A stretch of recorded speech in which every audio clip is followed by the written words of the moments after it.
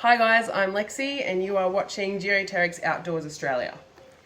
Today I'm going to do an unboxing of a PyroCast by Pyrolux 19.5 centimeter skillet cast iron thing. So let's do this. Funny story behind this. I had been nagging my now husband for over a year about wanting a cast iron skillet. Apparently I should have specified what size. So it comes in a cute little portion bag. In here we have got care and maintenance and what not to do. And we've also got seasoning instructions. So I'm assuming this is 19.5 centimeters across the top. I could maybe cook an egg or two. Some of the features we've got on here are obviously heavy duty cast iron. Who doesn't like cooking with cast iron? Maybe me. I've never tried. This is my first ever. So it retains the heat. You can use it over the fire, you can use it on the grill, you can use it in the oven. It's perfect for little sizzling dishes straight to the table. As long as you take care of your cast iron, I understand it will last you a lifetime. So we've got a cute little hanging handle here, which, you know, if you like to display them, you can. We've got our pouring spouts on either side, brand underneath. I can't imagine you would want to use this on a glass cooktop, just purely for the fact that it will more than likely scratch, but you know, we'll give it a go. It's heavy, sturdy, everything I expected it to be for feel. So hopefully it's everything I expect it to be for cooking. All right, so we've got some seasoning instructions. Let's season it.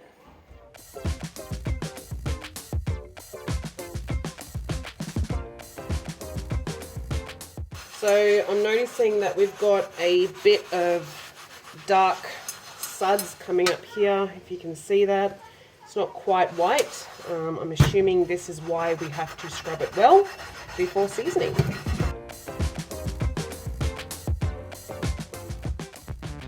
Okay, so to season our cast iron skillet, I have preheated a fan oven to 200 degrees Celsius.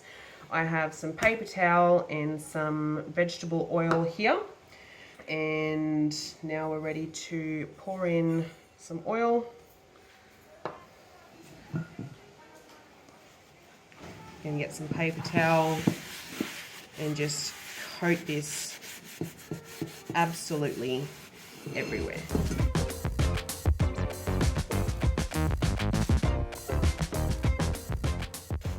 Alright, so now that that's all wiped over and oiled, I'm going to place it into the oven on the middle rack upside down. I have lined a tray with alfoil to catch any drips that come off this as the oil heats, and we will be back to it in about 1 hour.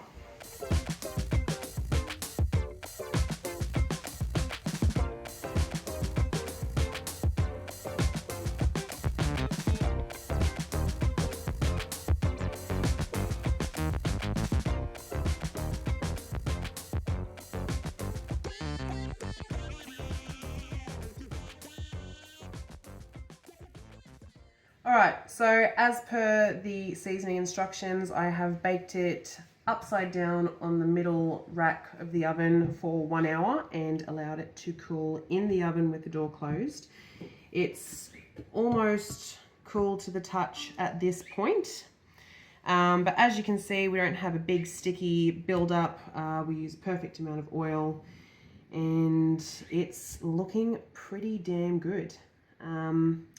Stay tuned for part 2 where we will cook something in this amazing piece of work. If you have enjoyed this video, send it to your friends. Please like and subscribe, and thanks for watching.